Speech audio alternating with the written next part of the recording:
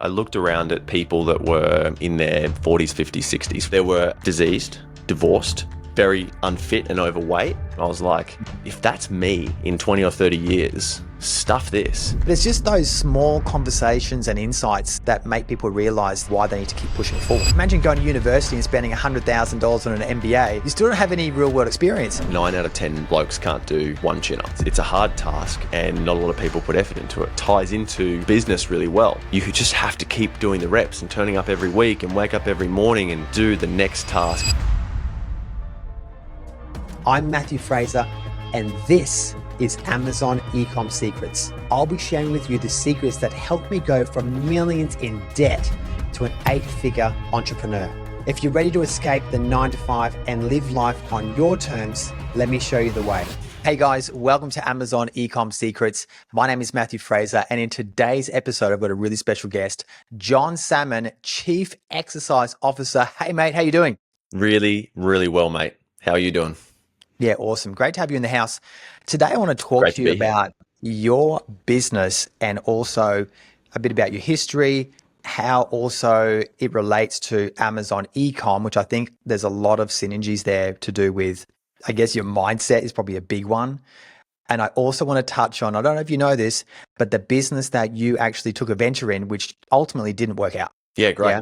Cool. So start for me though, because a lot of people want to peel back some layers. You actually started off in the police force. Tell us about that. When were you in the police force? Mate, I started at the police academy here in Queensland in 2013. So I was 21 when I started there. I just turned 21 in May and I started in June. So young, dumb, and thought, you know what? I'm going to be a cop. And I'd only decided that like a year prior and applied and just progressed. Actually applied for the military as well. So applied for both and just happened to progress faster through the police thing, like the application process, and ended up at the academy. And I spent almost 9 years there. And so this little flashback, everyone says, you did a decade. I'm like, I didn't.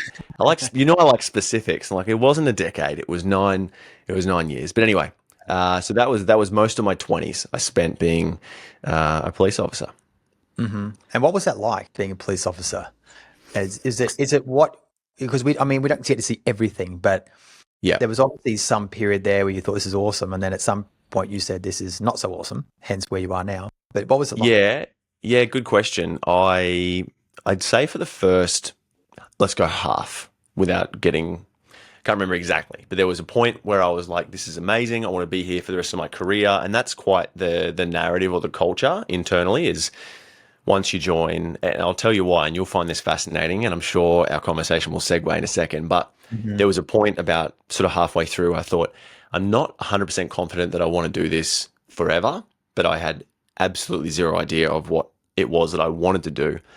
And the longer those like months or years went on, the more I had this mindset of like, I need and want to get out of here, but I hadn't fully understood or decided what I wanted to do. Because replacing a salary with your own business in that first instance when you've never done it is quite difficult. But just top you the edge on, at some point you weren't thinking, I'm going to get out of this sort of, I guess, 9-to-5 job to another 9-to-5 job. You were thinking, I want to get out of this 9-to-5 and do my own business. Is that right? That's right. Yeah. I thought about some different positions that I could do, as in other government roles, some private roles, doing all kinds of different things. And I had conversations and had coffee catch-ups and lunches with people and explored a few different options. And all of the people that I spoke to that in the private world that weren't in government, that actually had their own businesses, I noticed straight away those conversations were very different and those people thought differently. And I'm not pedestaling business owners over an employee, but I am saying that I appreciated and liked the mindset of a business owner, which made me think, like, there's obviously a reason I'm drawn to that. Maybe I can be one. So, because there's obviously something there too, John. You just say too, your mindset was, I talk about the golden handcuffs, especially people who work in as bureaucrats. You're like a bit of a bureaucrat working for the government. Yeah. And you can get sort of locked into the job, the super, the career path. You think, oh, there's going to be a future here for me. But then at some point, either the job's soul destroying, you realize there's actually more to life than the 9 to 5. But maybe freedom came into it, a bit more freedom, like living life in your own terms. Would that be right? 100%.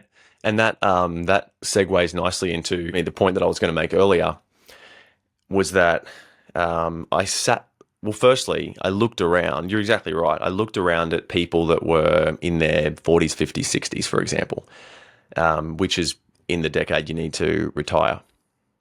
And I thought, well, firstly, I don't want to spend the last 30 or 40 years of my life just sitting down, having retired, doing nothing except walking to the coffee shop. I want to actually do things and add value to the world. So that retirement thing was number one. I was like, that's weird. Secondly, I thought all of the people, I shouldn't say all, that's probably rude.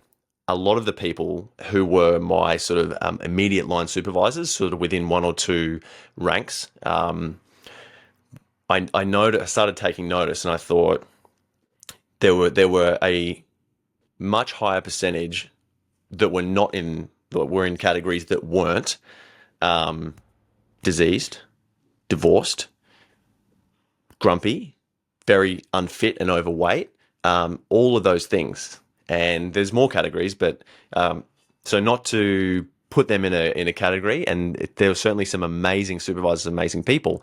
However, so many that were in my sphere, in the place that I was working at the time, I was like, if that's me in 20 or 30 years, stuff this. So that was one. And then the other thing that links to what you were just saying about the golden handcuffs and things like that is I started asking them, and it's available online, what are your salaries? Like, what are you earning? And these are people who are decades down the line from me. And mate, they're only, let's say within 50 grand of earning. And I was like, 8 to 10 grand a year in earning, that's all you're, producing each decade. So that was like a wake up call, right? You were like, oh my God. And I was like, and so and the narrative a lot was, but I'll get my super. So that's great. Yes. And that was a very big conversation, but the super's great and the percentage of super's great. And it's awesome. And having spent 9 years there. What is it? If you, or something? You can give 6% and you get 6% from the government. And if you give 6, they'll actually match your 6 again. So it's like 18. Okay. Oh, right. Okay. Wow. Yeah. So it's pretty good.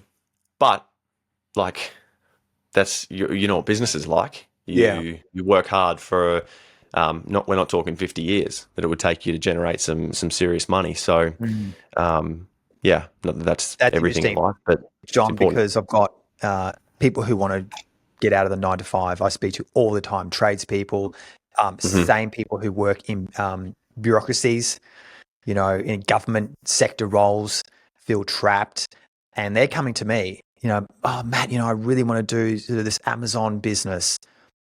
That's what I see that so much.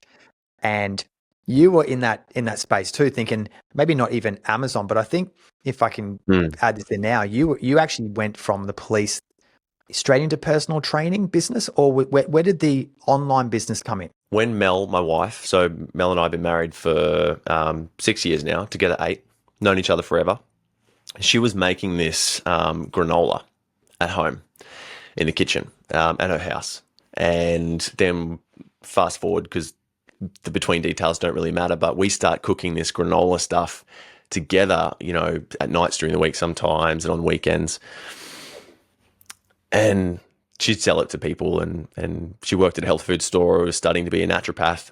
And along the line of we were making it one night, and I was cleaning these trays, right? And if anyone who's listening has made food that's made with like oils and honey, which granola is, it's like really sticky and it gets all this stuff around the outside, and it's like it's a bit of work, right? Especially if you don't have like a commercial dishwasher with scrubbing things at home. And I remember thinking, this is really boring scrubbing these trays, but I know that all this effort in these that we're putting into making this food everything that we produce from it, all the, like, let's just specifically talk about funds, money, we get to keep, like, it's ours.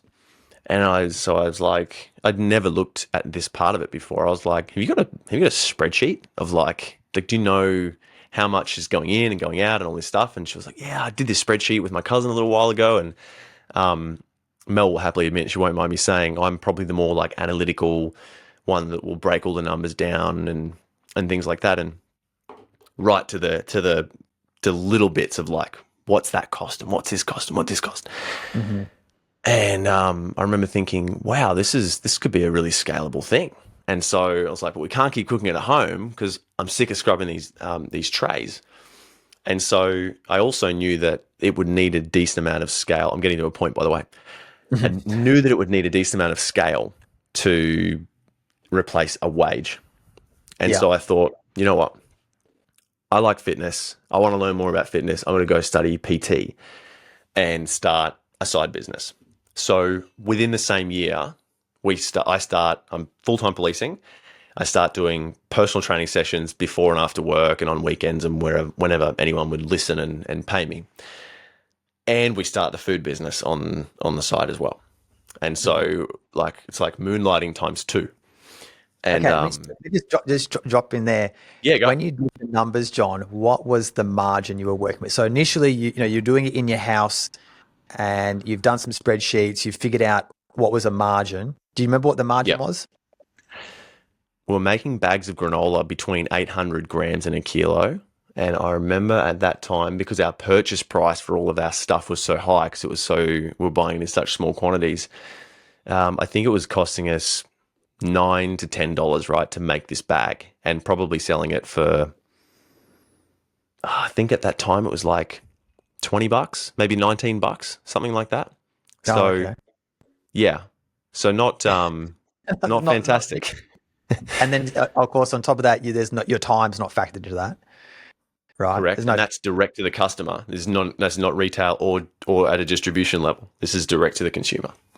Right, but then you've got, I guess, a shipping cost in there as well, or you delivered it. Yeah, we deliver if we could, for free because we're trying to get it going, or the consumer would pay for that. Wow. Okay, so you're working a pretty tight, probably no margin, to be honest, by the time you factored in everything.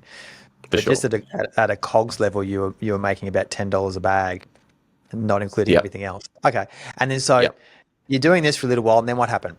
Then I realized at some point along the journey, I've got all these journals here. I should one day I'll get it all structured out and we can look at a timeline. But basically, I got to this point where I knew that, or we decided, we can't keep cooking at home. We're not making any margin, and it was like, do we keep doing this and grow it, or do we just cook it for ourselves because it's silly? Mm-hmm. And so Mel, we were laughing about this the other day. She said to me, I'm at uni, you're a cop, you're doing shift work, like it's a high demanding job, it's stressful, you work through the night, all these things. And at this point, fast forward a little bit, we're actually going to a commercial kitchen in the evenings because it was cheapest to rent from 11 p.m. until 5 a.m. because no one wanted to cook in the middle of the night. And so when I had days off shift, when I'd specifically done night shifts, it was already in the cycle of my body clock I was awake. So I thought I'll just go then. And so we go there and lease this space, and no one else was there because what idiot cooks food at nighttime? This guy and Mel. Yeah. And so we would do that because it was super cheap to hire the space.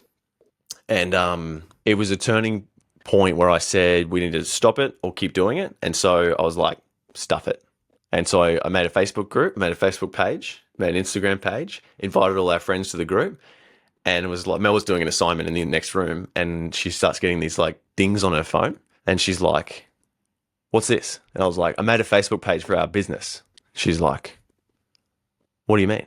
I was like, I logged into mine, I logged into yours, added all our friends, and I'm like, hey, do you want to buy granola? She was just like, oh my God. And like, so, John, did people actually come in and start buying granola? Is that what happened, or did they? They did. Yeah. exactly, which is what confirmed at that stage in our life that we were like, yep, we're going to pursue this and see what we can do with it. Got it. Got it. Okay. And so that was and to, in case there's any points, I don't know if you want to go away from this point or keep digging into it, but to fast forward to the next like little bit, we had a commercial kitchen where we were cooking it. Then we shifted to a bigger one with a bigger oven, like a 20 tray oven, because the other one only had 10. Mm-hmm. And we sort of kept growing and moving spaces to the point where we actually outsourced that to a third-party manufacturer, and it was cooking it by the pallet load because it was obviously way cheaper to do that. Still at this point, I couldn't do, like, it couldn't pay us. It was just all the money was going back into that business. So were you thinking at this point that by scaling it to this now commercial kitchen, right, you sort of, I guess in a sense, you've validated it in a small sense by cooking it yourself. You then move to your own little commercial kitchen. Then you've had your friends come in and start buying it. So I guess you were thinking, hey, this could lead to something. You then outsourced it into a bigger commercial kitchen that somebody else is now making. Yeah. And at some point now, then what happened after this? Did it just collapse, or you just couldn't get the volume? What happened? Yeah, so we started working with 2 distributors. One was quite obviously to us more interested. They were very health food, store conscious, a lot of IGA connections, things like that. And the other guys were more the Foodworks IGA, like the bigger IGAs, I should say. And chain stores. So they were not as interested because of the shelf price that we just had to have, because we used all organic, certified organic ingredients and home compostable inserts and, all the works. Mm-hmm. And, we thought we had this amazing idea, but like you've experienced with clients and yourself, like you have these ideas and you get attached to them and you think this is going to be great, but it's just dependent on what the market does. And so we start working with these 2 distributors, and the long and the short of that journey, I guess, is those distributors basically ignored my relentless phone calls and emails and knocking on the door. Like the amount of, one of them in particular, when I actually got the meeting, it was 12 months after first contact, and a friend of ours who was in the food industry said, they'll take a year. And I was like, okay. And if anyone that's sort of close to me will know that I'm relatively, I'm not trying to sound big-headed, but I just love that relentless activity until it's either a yes or a no, and not this like not open-ended. Yeah, I don't like open-ended stuff. I like to like close the loops all the time. Mm-hmm. And so we finally had a meeting with them, and they took us on. And at that point, we'd had about 30 or 40 stores that we'd gone into and sold the idea to and were on the shelves of. Okay. And then together with them, up to the point where we decided to stop the business, we were in about 100 stores altogether. Wow. So, I had no idea, John. I thought you guys sort of got to you're cooking it in your house, it didn't work out, and then you just sort of folded up. I had no idea you went on to this extent. And I take my hat off to you and Melissa, because to get that far is a big deal. Tell us now, having now gone through that and you've now wrapped it up, of course, you're not doing it anymore. What would be the key learning lessons now looking back that you perhaps would have changed, or that you would sort of point out maybe even that you wouldn't do this again? This is a good point. So naturally with business, right, the longer that you're in it, the more you develop the stuff behind the scenes of your real understanding of, and if someone like yourself who's grown multiple businesses, multiple products, you know the lessons. And what I know now is that, we started with a single tab spreadsheet that had one rectangle in it with a couple of like sums in it. And by the time we stopped, there's a 20 tab spreadsheet with a ridiculous amount of information. If you'd never seen that business, you would open that sheet or that Excel document and go, well, how do I digest all this? Like, there's so much information here. In the beginning, John, you might have walked away and said, "There's too many numbers. I'm out." It's too many sums. It's too many sums. Equals sum bracket. Stop it. So, but I guess what I'm getting at is one of the big lessons was and I don't think you would know this. It's like the fitness stuff that we've been discussing. You can't know until you've put the reps in and done the work what the journey looks like. But I think the whole, I guess the point I'm trying to make is that a big lesson was the more I got to know it, the more I realized that you can only reduce your COGS so much, which is, if you're listening, you don't know what that is, the cost of goods. You can only reduce that to a certain amount. And the reference I made before from the home kitchen and the expense of making it at home and buying at a retail level and trying to make money there, right down to where I can buy from a distributor or an importer half a pallet of oats or a pallet of oats and, 100 kilos of honey compared to, a 5 kilo tub, for example. That cost can only get down to a certain amount and then it just can't go any lower. And so I didn't fully understand that. I thought, no, the bigger we get, the more we buy. And, if you're at a Woolworths level, you have a lot of power, but a big, small business is still they'd rather just not take your phone call, to be honest, some of the distributors. So have you, or did you ever consider getting a business mentor in that space? We did, and we did. So we considered it, and we didn't for a while. And when we did, it was really helpful because it was someone else that was completely emotionally detached from our own financial situation, our decision making about our baby, so to speak, and how good or we thought the product was and the business was and what we thought the market thought. And it was someone that was very emotionless and what's the market actually saying? Because are they buying it or are they not buying it? And are they buying at a rate that's growing? And, is it producing money and all those things? So having that person was awesome. Yeah. And were they the one that eventually said, shut the business down? No, they were very good at letting us lead that decision and keeping our, so as in not making that final call. Do you want me to still help you grow this thing? Or can you see, he would use a phrase a lot. Can you see the path? Can you still see the path to where you're trying to get to the goal, to the vision?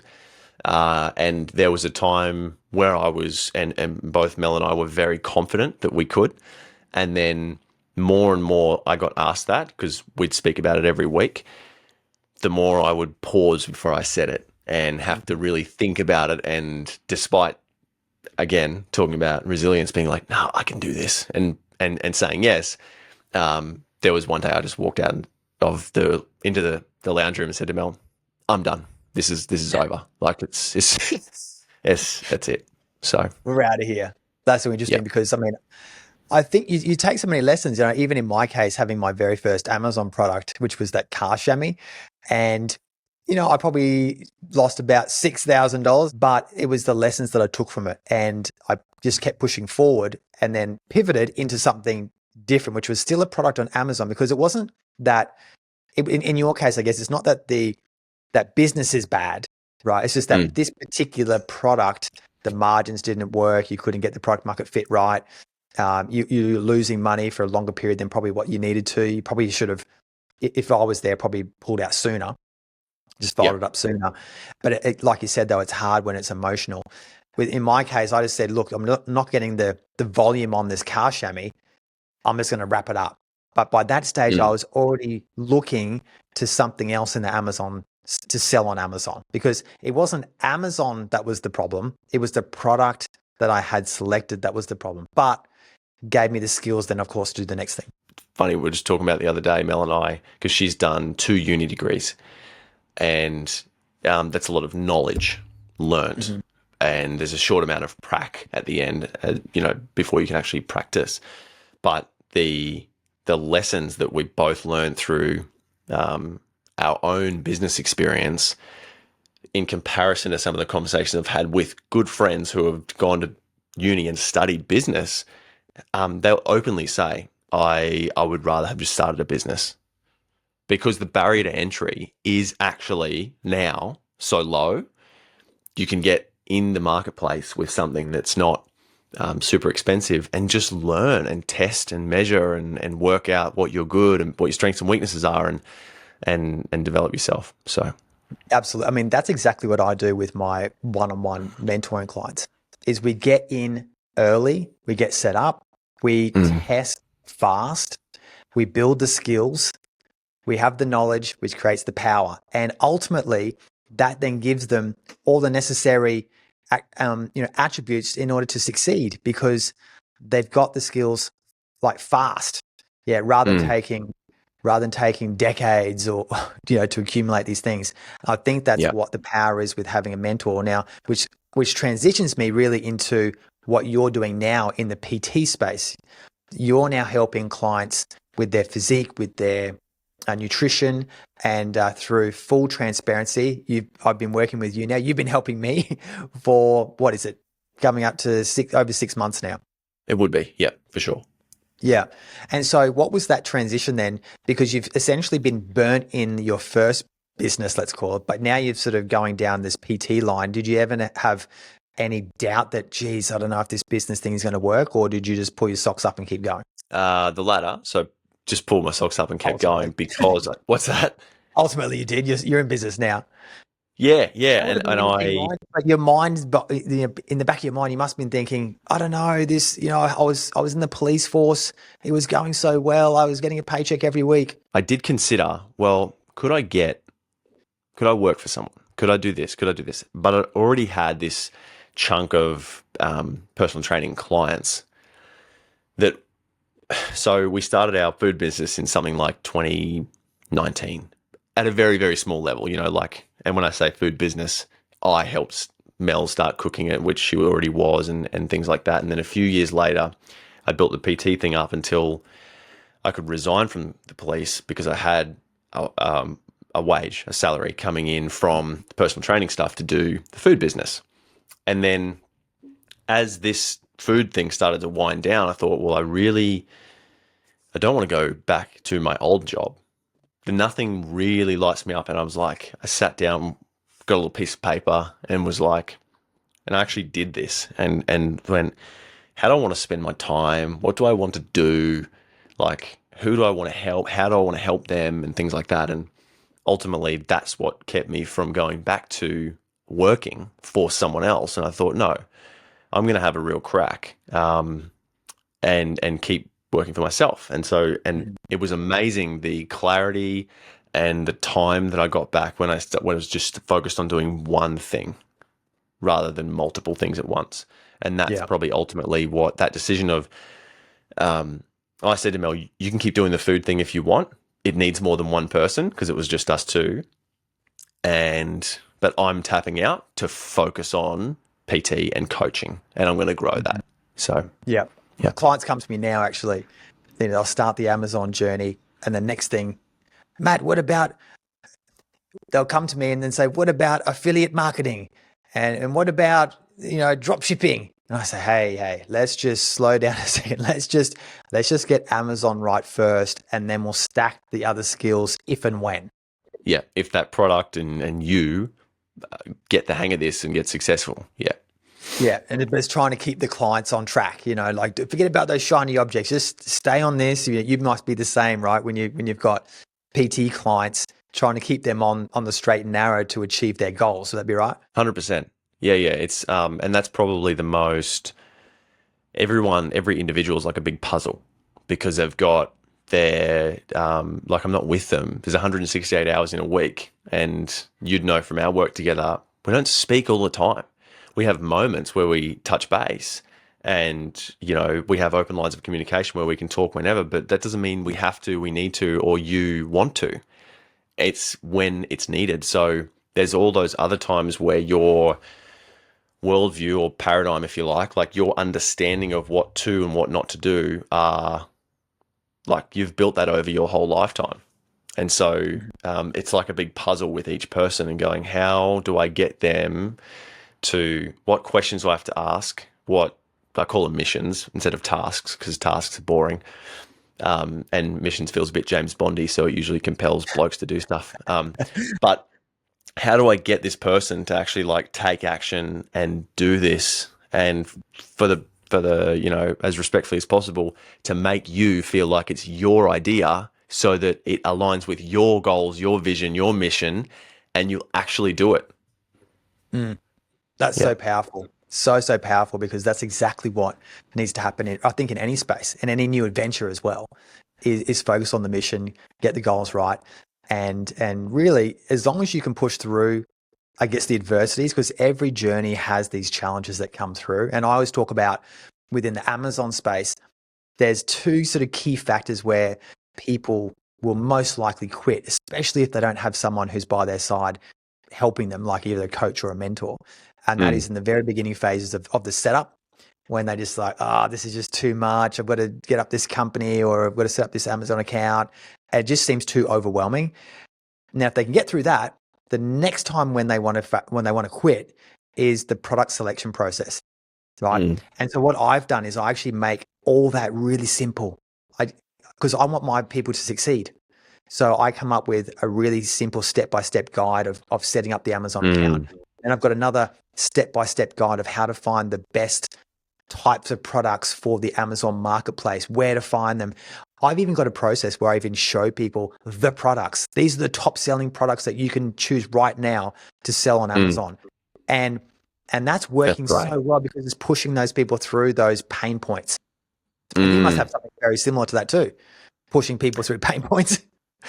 Totally. Like push-ups. Yeah. Like chin-ups for you at the moment. Chin-ups. Nearly at 10. So good. What are you at? 7, 8? Well, I didn't tell you this, but the other day I actually did 10, but it was more like 7 good ones and 3 half ones. But we'll count it as 10. So good. I want to dig into that Amazon setup thing, because I have a short story which will add value. But before 10, I did a post, I don't know if you saw it, just yesterday, about chin-ups. And this is so interesting. And no, I don't know if the stats are real. I just made it up. But I claim that 9 out of 10 blokes can't do one chin-up. One. Right. And, my bet is prove me wrong and I'll buy you a steak, whoever you are, if you hear this.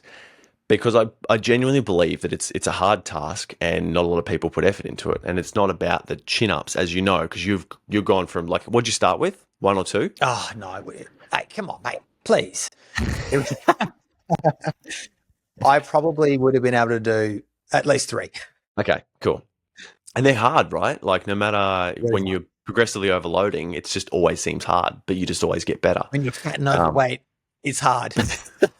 Tell me, so you had this formula or something, is that right? The chin up. Oh no, you put out the post, get a free steak. Yeah, I was just talking about how people can't do chin ups, and how it ties into resilience, and it ties into showing up every week, or maybe multiple times a week, trying this task that you're trying to overcome.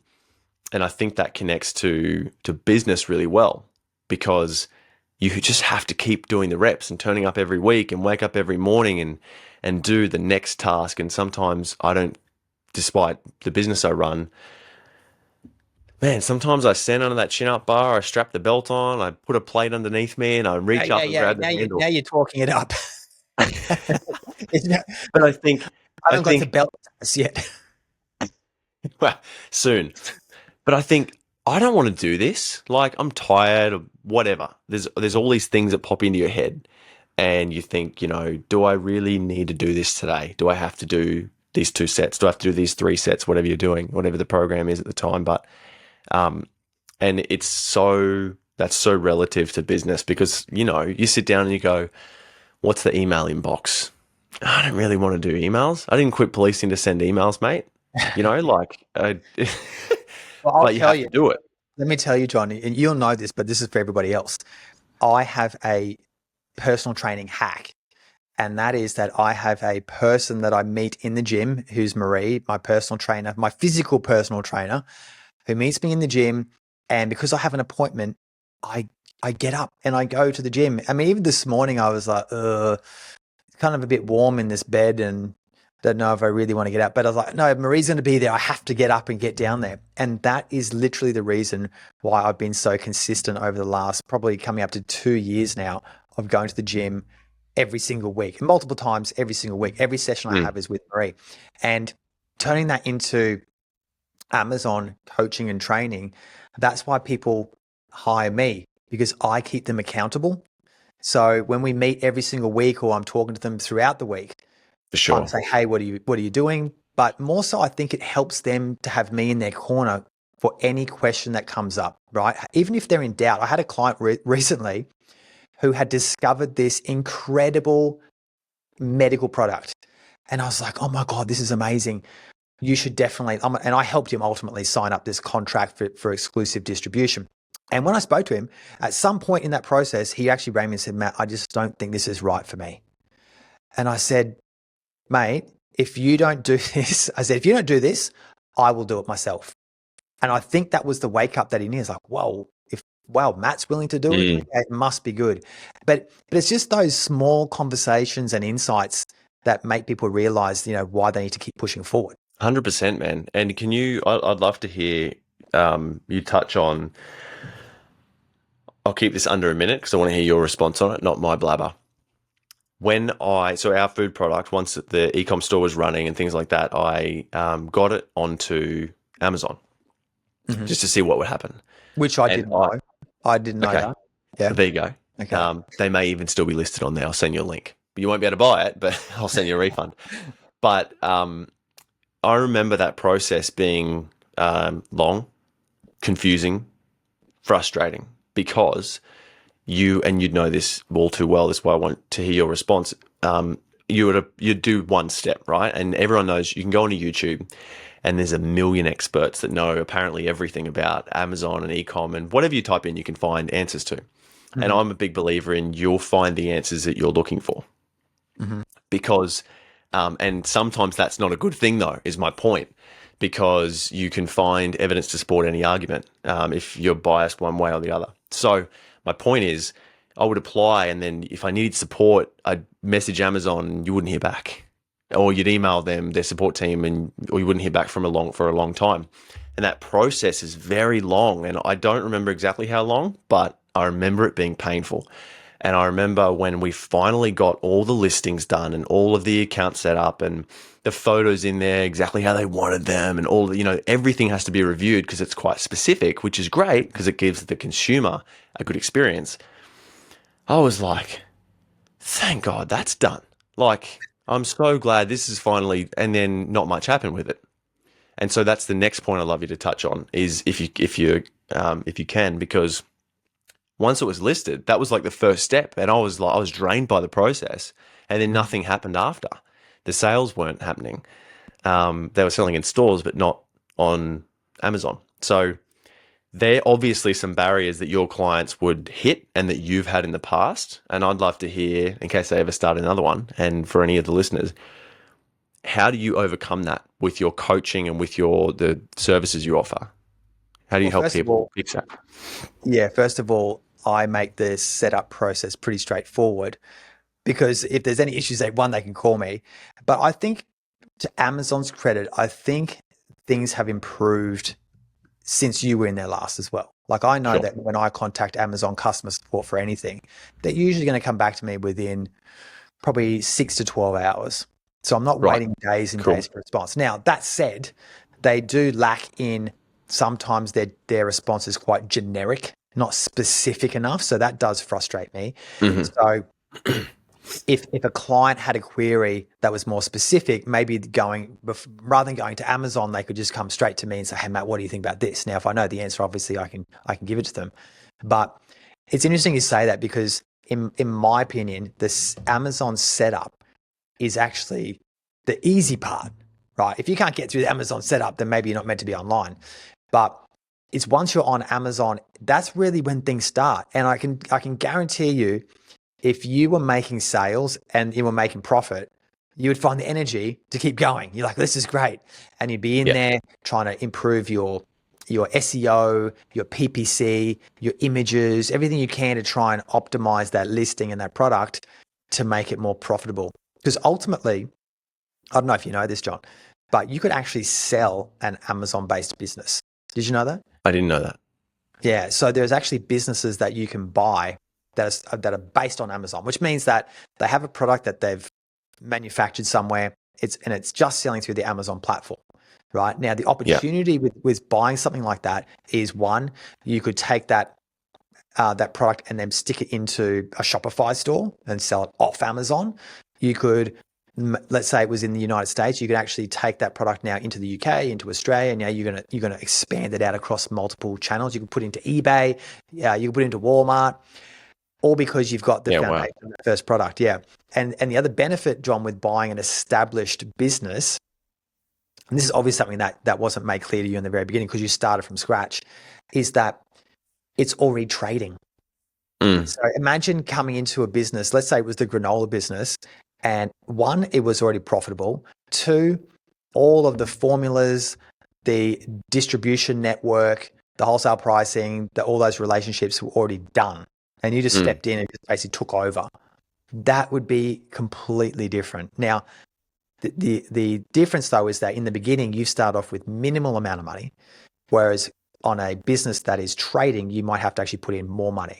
Now, that could be funded through the bank potentially, but probably likely you'd have to find some sort of funding of your own at some point, to put into the business. But that's certainly something that even my clients look at now, because when I take them through that first setting up the Amazon account, setting the test product in, sending in another test unit order, 100-unit test order from, say, China, the skills just go through the roof, the knowledge goes through the roof, and now they've got the confidence to say, actually, now I can make a decision about buying an established Amazon business if they want to. Yeah, 100%. Yeah. So let me transition out into where you are now and who do you help. So let's talk about your current business, because I think it's important for people who are perhaps in my shoes, who are entrepreneurial people or CEOs who want to get in shape, because I'm now 45. I was a bit out of shape, and you've been helping me along the line. So who do you help and how do they find you? Good question. So I help Fitness in Business, which is my little neon sign you can probably see over my shoulder, is a podcast and a program. Can you see it? It's in shot? Yeah, it's a little bit, the microphone sort of covered up the business bit. We'll just, it's fitness. There we go. There you go. I need good audio with what I'm about to say. So Fitness in Business helps men in business predominantly get fit, healthy and strong, and have an appearance and presence that they're proud of. And those different elements are specific for a reason, because I think all those little elements tie into someone's overall health, well-being, and longevity. And the reason I called it Fitness in Business is because it helps business owners and business leaders. And if you're someone that isn't, and there'll be people listening who aren't in that position, who aren't, they walk into a room, they're not confident, whether they're under or overweight. There'll be people that the foods they eat make them feel terrible.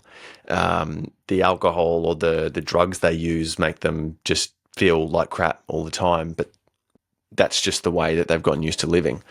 And so I guess Fitness in Business helps people do exactly that. Just get fit, healthy, strong, and start to, feel great again. And so when they are in their business, in their family, and in their life, they're actually operating at the best level that they can, so they can focus on what they need to do best for their business. Absolutely. Nancy, where can they find you, John?